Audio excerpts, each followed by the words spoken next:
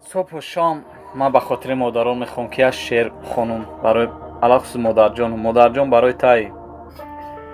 صبح و شام در یادت جانم مادرم، عمر جان قربانت جانم مادرم.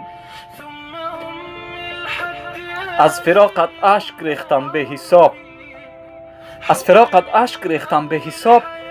تشنه رویت منم جانم مادرم. بر پل دنیا هزار لعنت باد، رهسپار سویت منم مادرم.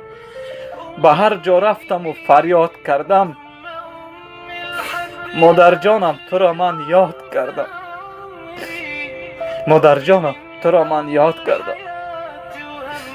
مادر چقدر سخن زیباست برادرم.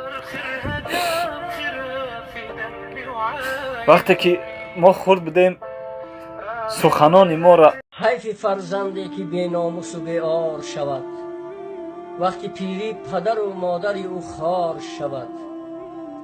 پدر از خدمت فرزند نباشد راضی، در دو عالم به غم و غوسه گرفتار شود.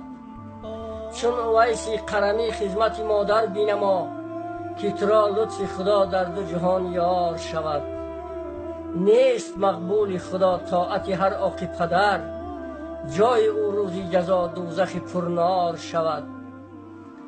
پدر و مادر اگر راضی شود از فرزند، دان شفاعتگری او احمدی مختار شود.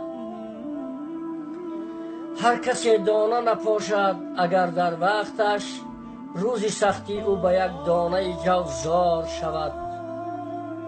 ای کریمی بینما پیران را بجا، که ز فیض دعا نخل